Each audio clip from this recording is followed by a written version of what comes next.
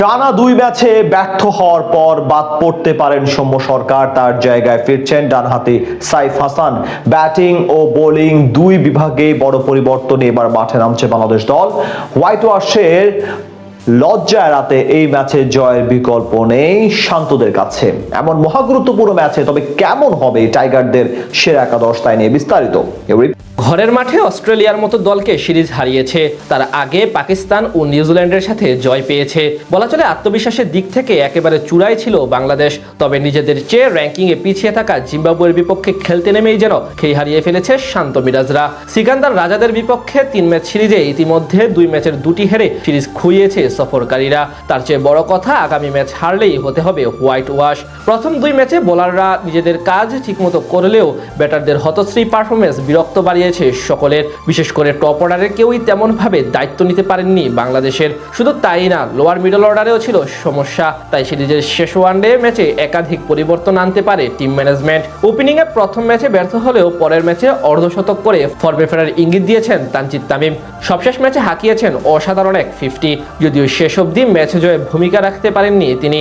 অন্যদিকে তার পার্টনার হিসেবে এখন অবধি নিজেকে মেলে ধরতে পারেননি সৌম্য সরকার। অস্ট্রেলিয়া সিরিজের পর জিম্বাবুয়ের মাটিতে 2 ম্যাচের 2টোতেই ছিলেন পুরোপুরি ব্যর্থ। 2 ম্যাচে তার মোট রান কেবল 11। তাই তার জায়গায় আবারও ফেরানো হতে পারে সাইফ হাসানকে। সেক্ষেত্রে পুনরায় ডানহাতি ও বামহাতি ব্যাটসম্যানের কম্বিনেশন দেখা যেতে পারে ওপেনিংয়ে। 3 নম্বরে বড় সমস্যা সহ অধিনায়ক নাজমুল হোসেন শান্তর অফ ফর্ম। সিরিজে এখন পর্যন্ত 2 ম্যাচে নিজেকে প্রমাণ করতে পারেননি এই বামহাতি ব্যাটার। তাই হোয়াইট ওয়াশ এড়ানোর দিনে তার উপর থাকবে বাড়তি চাপ এবং দায়িত্ব, এবং দুটোই সফলতার সাথে পালন করতে হবে শান্তকে। 4 নম্বর পজিশনে 2 ম্যাচে রান পেলেও স্ট্রাইক রেট নিয়ে সমালোচনার মাঝে আছেন ডানহাতি তাওহিদ হৃদয়। এখানে লিটনের অনুপস্থিতি সবার চোখে পড়ছে। হৃদয়ের রানের মাঝে থাকা যেমন ইতিবাচক, তেমনি স্ট্রাইক রেট জটিলতা চিন্তার কারণ। তার সাথে মিডল অর্ডারে আরও 1 ম্যাচে সুযোগ পেতে পারেন উইকেট কিপার নুরুল হাসান সোহান। শেষ 2 ম্যাচে যথাক্রমে 31 ও 38 রানের ইনিংস খেললেও ম্যাচ জেতাতে পারেননি তিনি। সেদিক থেকে বলা চলে সোহানের আক্ষেপ থেকে যায়।